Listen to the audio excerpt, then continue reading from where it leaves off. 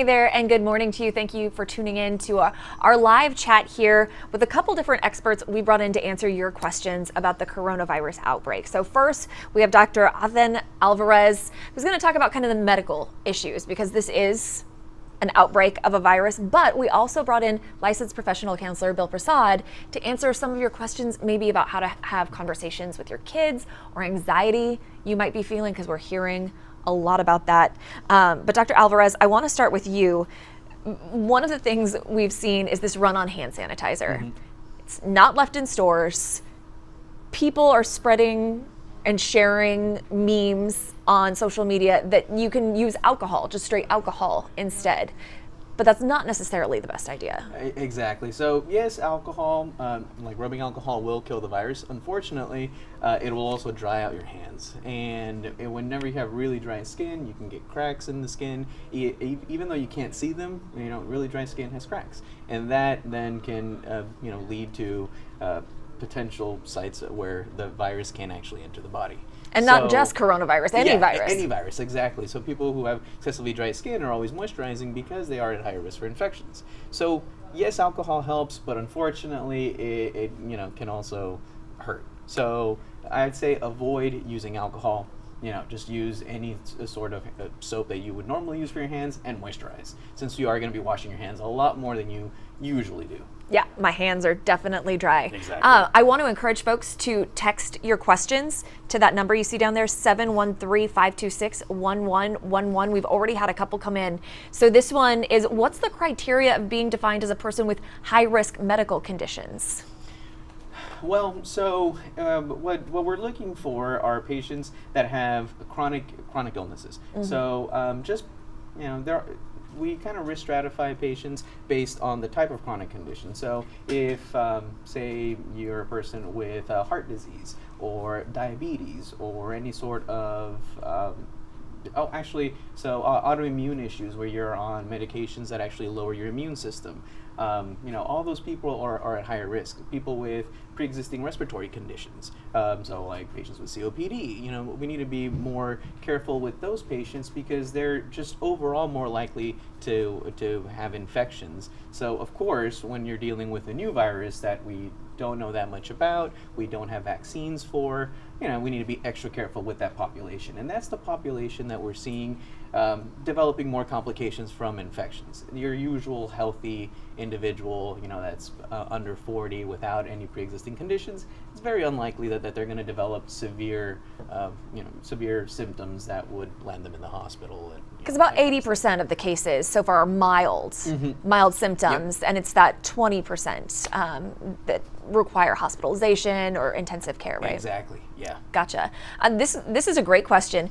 Do we know if you get the coronavirus once, are you able to get it a second time? Do we have immunity after that first round? Well, so we don't know yet. Mm-hmm. There's a lot of facts that we don't know. I mean, the way the immune system works, after you get one infection, you build what are called antibodies, or like memory cells. And then these memory cells then know what that infection looks like, and your body can attack it faster. That's actually how vaccines work.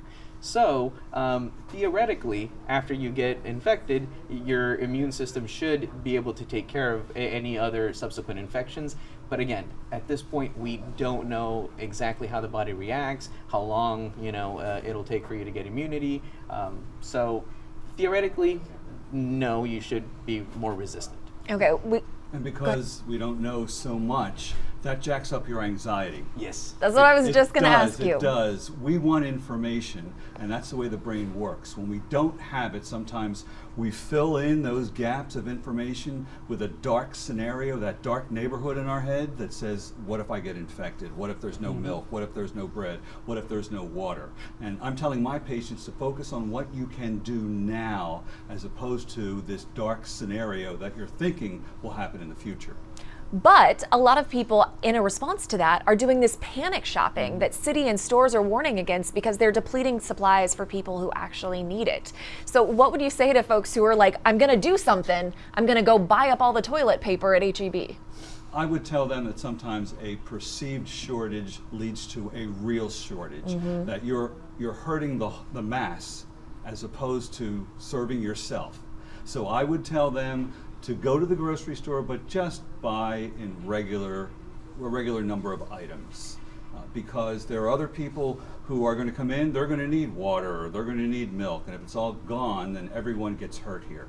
Yeah, and you said your wife went to the grocery store last night. I know I did as well, to just grab coffee. And the H-E-B on Buffalo Speedway was packed. I mean, you couldn't even navigate the aisles because there were so many shoppers, carts overflowing, and the shelves were stripped bare. What did your wife end up coming home with? My wife came home with ice cream and a can of potatoes, and that is it. So sometimes in a grocery store, or we see something on TV, we do a copycat response. So we see someone loading up on toilet paper, we do the same. We have so many questions pouring in. This is wonderful, because we just learned some new information that pertains to this question. Where can I test for coronavirus? Actually, recently, within the last week, I know that Houston has now been able to test for coronavirus. And actually, previously, I was looking up LabCorp, when I heard that, of where we could send those tests, what's required. So really, LabCorp is taking samples, so you can go to your primary care doctor and get a viral swab, and then they can send it in. However, it's not always that easy. Your primary care provider has to be able to take those viral swabs, and not everybody does. LabCorp was saying, though, that they are not taking any people or for samples at their actual locations. These have to be sent-in samples. But if you are starting to feel symptoms you think could be indicative of coronavirus, we want to remind people, don't just walk in to your doctor's office, don't walk into urgent care. You need to give them a call first, because you would put other people at risk. Exactly. So it's really important to call first, because what they're doing is basically screening calls. Certain patients that have severe symptoms are not going to benefit from going to their primary care doctor. If you're already having severe respiratory issues, you're going to have to go to the ER and get treated there. If you're having mild respiratory symptoms, then yeah, that's something that you'd be able to go see your primary care doctor for. But again, always call ahead of time, because different clinics also have different plans in place. And like, I know some clinics will give you a mask when you come in. They'll put you in a separate area. Again, try to limit the spread of the virus. Bill, we're talking about symptoms and everything that's out there: flu, allergies, coronavirus. There's got to be a lot of anxiety for folks who you hear someone cough or sneeze in your area. How do you kind of talk yourself down? Well, the reaction is probably going to be fear, especially if you're in a closed-in space. If you're in an elevator and someone sneezes and doesn't cover their mouth, those droplets can carry as far as 6 feet. So you have to do social distancing, but you can't do it all the time. And so sometimes that causes anxiety also. There's a certain sense of a lack of control over this. And we want control in our lives, and we don't have control here. And then all of the changes, we are more comfortable as human beings driving change. When change is forced upon us, our anxiety gets jacked up. Truth. I'm going to just scroll through some of these questions really fast to see. Well, this is interesting. If you have contracted the virus, should you go get tested, or should you self-quarantine? You kind of touched on that your primary care doctor isn't going to be able to do much in the way of treatment for you. Well, yeah, I mean, the treatment at this point is more symptom-based, because unfortunately we don't have any antiretroviral or antivirals for the coronavirus the way we do for the flu. If you go to your doctor's office, you come back positive for flu, you can get prescribed Tamiflu, and that'll limit your symptoms, decrease infection symptoms by, it's usually about a day. But well, let's talk about this. Someone asked, what are the symptoms? Okay, so yeah, symptoms. So the symptoms that you're looking for are more respiratory. So allergies, the flu, just regular colds, and coronavirus all have kind of similar symptoms. So the big distinguishing symptom for coronavirus versus the others is coronavirus tends to be more a lower respiratory issue. So, you'll have more shortness of breath, you'll have cough, not so much congestion, sneezing, so if you're having a lot of congestion, it's more than likely, just a cold or allergies. But if you're having respiratory problems and a cough and fevers, then that's when you should, be concerned. Call your primary care doctor, to run it by them and see what advice that they give you. And we have an article on khuu.com that outlines the differences of those symptoms. The flu, allergies, and coronavirus, because pollen levels are just out of control right now. My allergies are just out of control. But it does set people up, the sneezing and coughing, even though it's not necessarily indicative. It's just that human nature to think the worst all the time. But I wanted to talk to you about having these conversations with kids. And I know when we were on H-Town Rush earlier, we covered this topic, but I want to do it again for folks who weren't able to join us. How do you broach this subject with younger kids, like elementary school age kids? Because for a lot of them, school's canceled now. Right, and so you need to get ahead of the information flow, because more than likely they're going to hear something. And when kids don't have the information, sometimes they get frightened. You want to be truthful with the child developmentally. You want to try to keep them in their routine, meaning dinner is at the same time, bedtime story all at the same time. And then you could play a game with a child when you try to teach the child how to wash their hands. In other words, you can sing the ABCs as they wash their hands, and as you know, that's the proper amount of time to clearly sanitize your hands. At least 20 seconds. Yeah, that's it. And teenagers. I shared the story about my 14-year-old, had school canceled, very invested in band, she's in 8th grade, only has a couple months left with the band teacher she adores. And her band festival was supposed to be at the end of the month. That's likely canceled. So her world is collapsing around her in her mind, as we, all thought when we were teenagers. How do you have those conversations? Well, that's a very typical and natural reaction, because teenagers don't really have any perspective.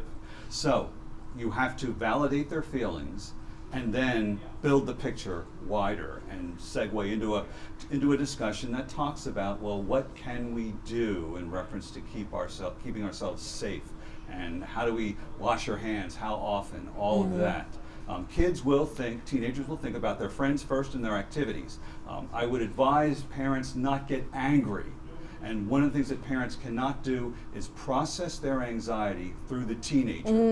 You are the parent. That is the teenager. You are not relating to another adult.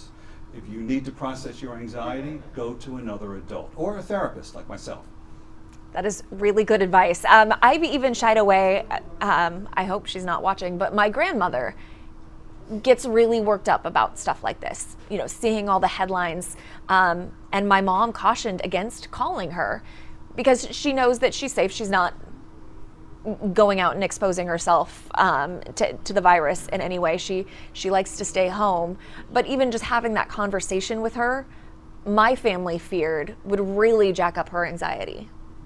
Is that something you're seeing in older folks? I think that there's a lot of anxiety in people who care for a senior mom or dad, and certainly in people who are 60 years of age or older would be more susceptible.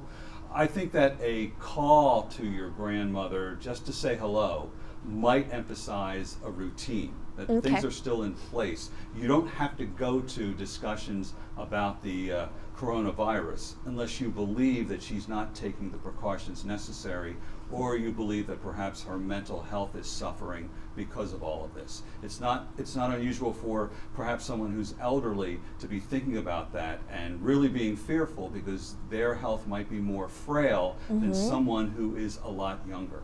Absolutely. If you're just joining us, we have licensed professional counselor Bill Prasad here answering some of your questions about mental health. And then we also have Dr. Athan, did I say it right? Athan, yeah. There we go, Alvarez, answering questions you have about the virus itself, transmission, response, all of that. We've actually had a couple questions about elective surgery. If that's something folks should move forward with right now. Actually, that's a really good question. Well, I mean, honestly, at elective surgery, I would probably say that if you can reschedule it, you probably are better off rescheduling it because, again, it's elective. It's something where you want to always minimize your risk, and if you can minimize your risk by rescheduling, I don't think that would be a bad idea. It's a conversation to have with your doctor, to be sure. Exactly. Because, I mean, again, we always want the best outcomes for patients, and at this point, we're starting to see more cases, so we don't know where we'll be in a week from now.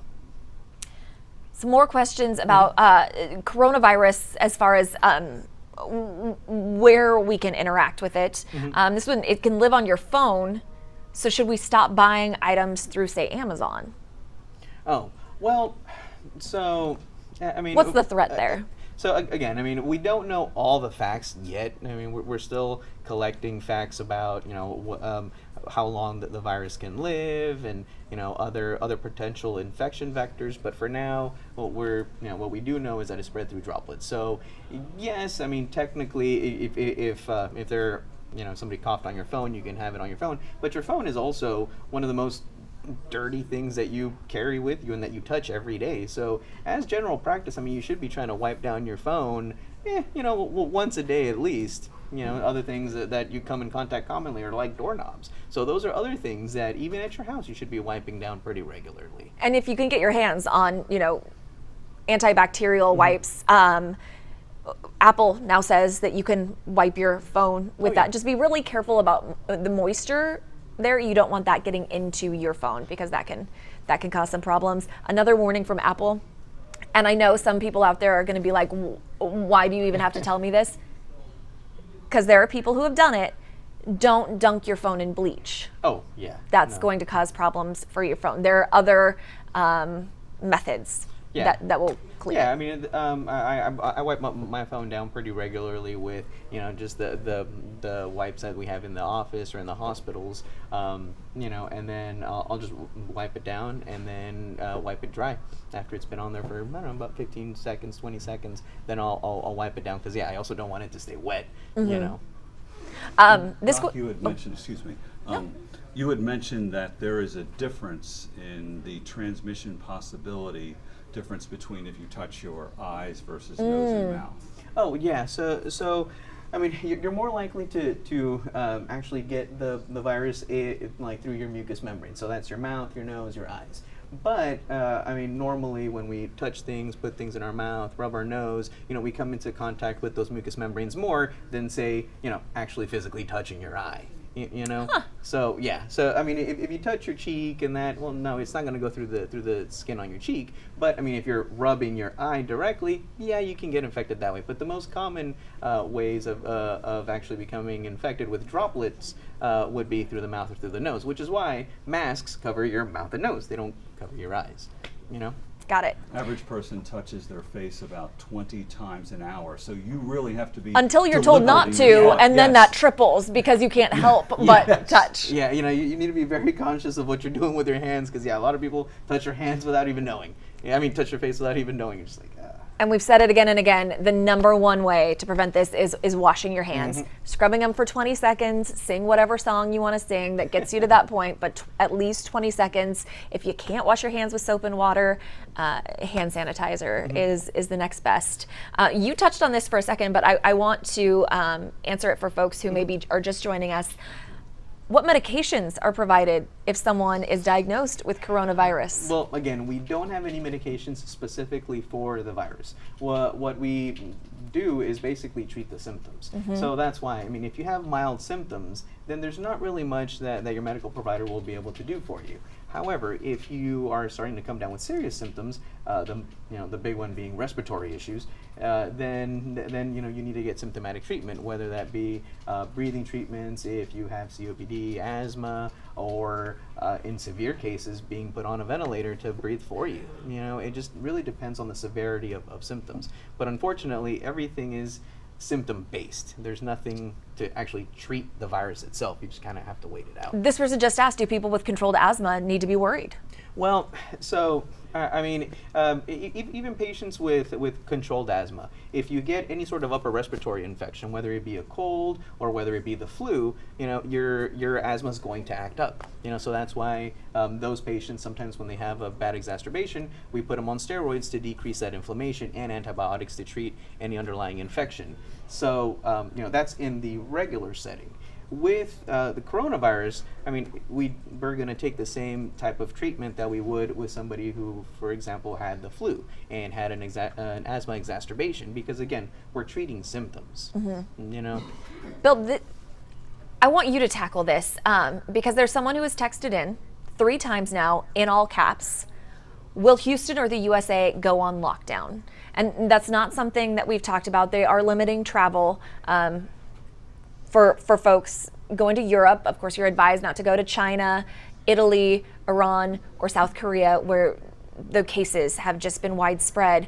But just the tone of how this text is coming in, you can tell that this person is worried. It's getting very anxious. And as for us going into lockdown, it's something that we don't know. It's hard to predict. And once again, we get back to information we don't know, causing us to get really anxious. What are parents supposed to do if one gets sick and you have toddlers?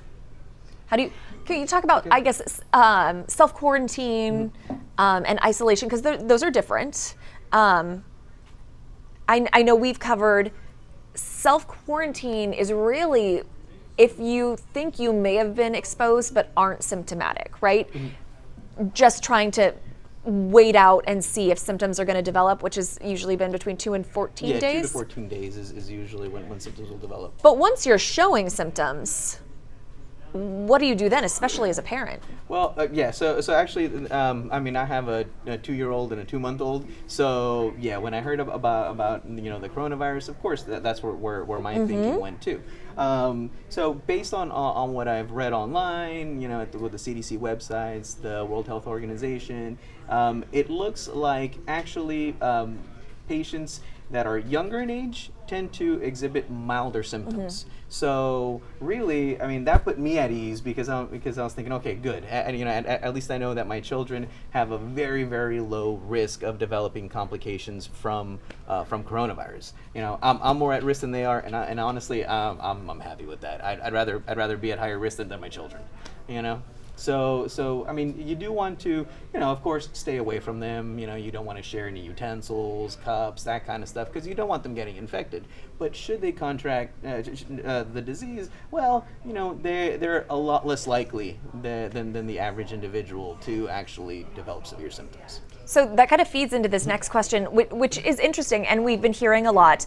Since younger people have milder symptoms, this person wants to know, why are they closing schools for the virus? There's no cure for the common cold, yet we send kids to school every day to get that and worse. So we don't have a treatment, is one. And we talked about this morning, and jump in if you want to, about flattening the curve. Exactly. So the challenge with this is that as fast as it spreads, as contagious as it has the potential to be, we can overwhelm the healthcare system with a bunch of cases all at once. Yep. So these efforts aren't necessarily meant to stop the virus in its tracks. They're meant to eke them out a little bit more so that the healthcare system isn't overwhelmed. Exactly. Yeah. So I mean, the reason why they've been doing all these cancellations, or why I think they've been doing all these cancellations of major events, is to prevent the spread of it. But that's also to exactly take the burden off the healthcare system, because if you have a big major event and there's a lot of people there, one gets infected, it spreads to a lot of people. Not everybody there is going to develop severe symptoms, but there's going to be people that are going to develop symptoms. They're going to have to go to the hospital, and they might take, if they need to be put on a ventilator, well, they'll take up a ventilator, and then multiply that by however many people get infected from that event. Yeah, you only have a set number of ventilators in the city of Houston. So worst case scenario, I mean, you'll run out of equipment that you can use on people. So if we try to decrease the transmission rate, well, it's going to decrease that burden on the healthcare system. So, so those that do need help will be able to get it. And we have an article about that on khou.com as well, if you kind of want to see how it works. Yeah, that's Jaime really is looking that up right now because it does give you some perspective. Yeah. But Bill, we talked about it was literal hours ago now, about why Houston is such a unique situation, because there are so many different dynamics at play for the people who call Houston home. Right, I see a number of people who are in the oil and gas industry in my private practice. So it's not unusual for the person to walk in and say, I'm worried about the virus, I can't travel for my job, and also the stock that I've invested into this company has dropped radically. So you have the perfect storm of several things coming together to cause a lot of stress. And what do you tell them? I try to keep them focused on what can they do now. Don't go to that dark neighborhood where you project forward and you see things that are really awful. Concentrate on what can you do now, and then also in reference to relieving anxiety and stress, there are other things you could do. If you meditate, go to church, pray, exercise, eat well. In other words, don't drink a lot of caffeine if you're stressed out. Yep. Yeah, that'll just make it worse. Right. So I feel like you're speaking directly to me. I just downed a Mountain Dew. well, given the time that you have to wake up in the morning, I can totally understand. But maybe keep it to one. So taking some action in the things that I listed can help you reduce your anxiety because you don't feel as helpless. I want to scroll and see if we have more questions coming in. Oh, okay. I don't understand the new wording. COVID-19 added to coronavirus. Are there two different viruses out there, or this is just a short way of saying coronavirus? So the issue is there are multiple strains of coronavirus. This is a new version. That's why for a while it was the novel Wuhan coronavirus. Yeah. So is COVID-19 the official title? I'm asking you, like, I just assume you know this. Well, it is the same thing. It's referring to the same thing. It's referring to the same thing. And yeah, COVID-19 is the virus, the name that we've given this virus in particular. And you're right. I mean, coronaviruses have been around forever. The most common viruses that cause the common cold are rhinovirus and coronavirus, right? But I mean, usually patients don't develop severe symptoms, so we don't worry too much about that. That's what I was going to see. Hold on, Tony. Yeah. Is there a Lysol wipe can over there? Or actually, there's one right there, Jaime. Yeah. So here's what's really interesting, because we got this question when coronavirus really started circulating, is if you look on the back, where is it? If you look on the back of these, a lot of times it'll list all of the things that it kills, all of the different germs, I guess. This one doesn't.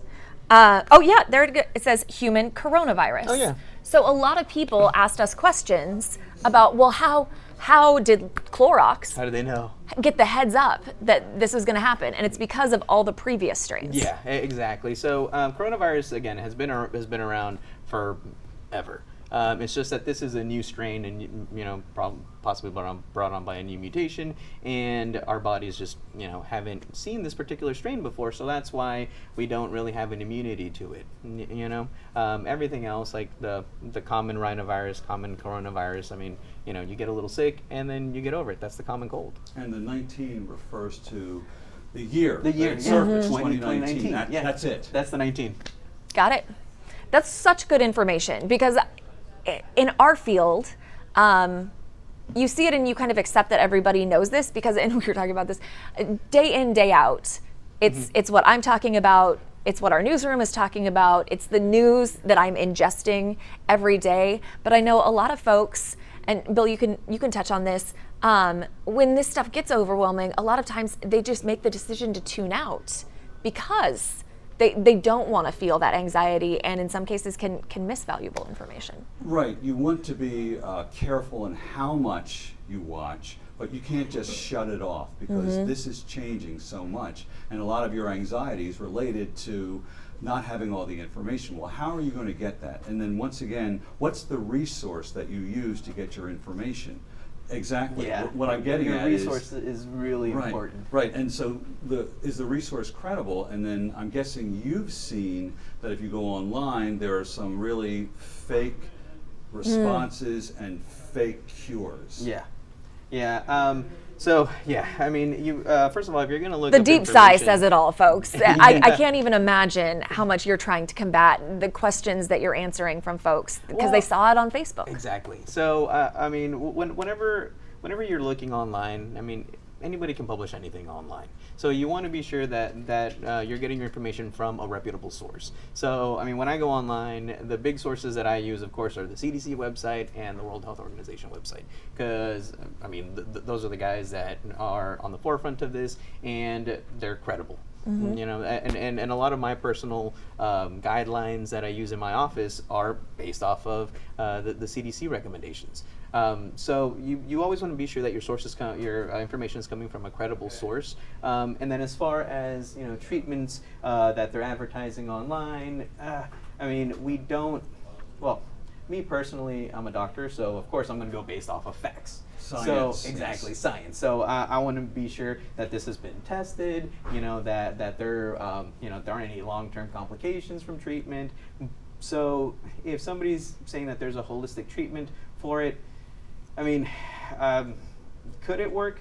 Maybe, but there's no guarantee. And personally, I tell patients to not go down that route because you don't know what the side effects are. You don't even know what's in a lot of those things. Because if it's not FDA approved, there's nobody watching over what goes into, those medications, the medications, supplements. They can put anything they want in there and then just slap a label on it, sell it, and make money. I want to direct you to khou.com/verify because that's what our team does.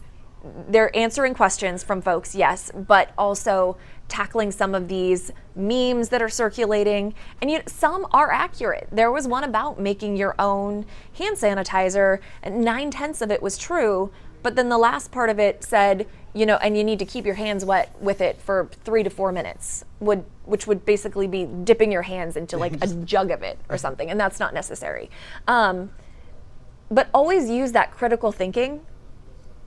There's so much misinformation out there, and it is so easy to share it. Stop for a second and think about it, or try to find the original source of some of this. That will give you a really, really quick answer too. But again, khou.com/verify. We've been tackling a number of coronavirus rumors. Bill, you pointed out that the last time we really had an outbreak like this was H1N1, and that was in 2009, really before social media became what it is. Right, that was before the social media era, and if you go back to the HIV virus, we didn't really have the internet at all. So there are good things to social media. We can support one another, but then there's a lot of false information out there that conflicts. And so when information conflicts for us, once again, we start to get stressed, and then we look for a way to control it. Got it. I'm trying to see. Have we seen any actual cases of COVID-19 in children? The last confirmed case in Houston was a teenager. So that's what I know of. I don't know of any, at least local cases that are in kids. I don't know. I haven't Okay. heard of any either. A trucker who's in Portland has fever, short of breath. I think the best advice there would be call your doctor. Yeah, call your doctor, or I mean, if you're not close to your doctor, because you're traveling, you're in Portland, go to an urgent care, or call up an urgent care, because urgent cares are also going to be seeing a lot of these patients, and also risk stratifying, and telling you, oh yeah, this could be, or no, this is allergies or a cold or flu, something else. And this question, Jaime, if you could share the link to the Verify about water and whether tap water is going to spread the virus. I know we've done that story as well to answer that question. Since the city declared an emergency. Sorry, I'm reading these as we go because I obviously want to listen to you guys and get your response and not tune out. So this is working from home. Should we be working from home? if it's allowed, instead if you have to take public transportation to work? Yeah, I mean, I would say if you can work from home, that'd be better to work from home, because again, you're not exposing yourself, so that's going to decrease the transmission of the virus. Social distancing. Yep. Yeah, social distancing. Perfect. A lot of companies were not prepared because they haven't taught their workers how to work from home. And then you have the other issue of companies saying, well, if you're sick, then you have to stay home. That's policy. And what if the person doesn't have a lot of sick leave? And what if they are just barely making a livable wage and now they'll be making no money? So that's another source of stress. We are seeing some large companies, I know Amazon said if you're taking time because of coronavirus symptoms, it's paid. But not every company, a lot of small businesses can't do that necessarily, so that is definitely an added stress. I'm going to wrap this up, but before I did, I wanted to check with you guys to see, is there anything else you wanted to add? Any questions we didn't cover that you really think is an important message to get across? Well, I mean, really, the biggest thing that I would say to people is, stay informed, but be sure that is good information. So again, visit the CDC website, visit the World Health Organization websites, to get most of your information, because there's a lot of misinformation out there, and yes, people are very anxious right now because there's a lot we don't know, and as that's information, hard. Yeah, that is hard. You want those answers so bad, and even on our side of things, to have to tell someone we don't know. We just don't have those answers. Yeah, we don't have those answers yet, but we have people working on those, and as soon as information becomes available, it's getting put out in those areas, CDC and the WHO. So if you want to get credible information, check those websites. Okay, and Bill? We have to wrap our hands around the fact that life has changed for a while. This is the new normal for a while. We have to accept some of the changes. It also helps to remember that we as a society went through 9/11. We went through Hurricane Harvey, that we can find a way to get through this. Perfect. If you have more questions, you can still text them in. That number is down there. It was 713-526-1111. A good idea is just to save it in your phone. You can text us anytime, not when we're having these conversations, but we can try to get you answers if they're available. So, gentlemen, thank you so much for joining us this morning. Thank you for your questions. I hope you have a wonderful day.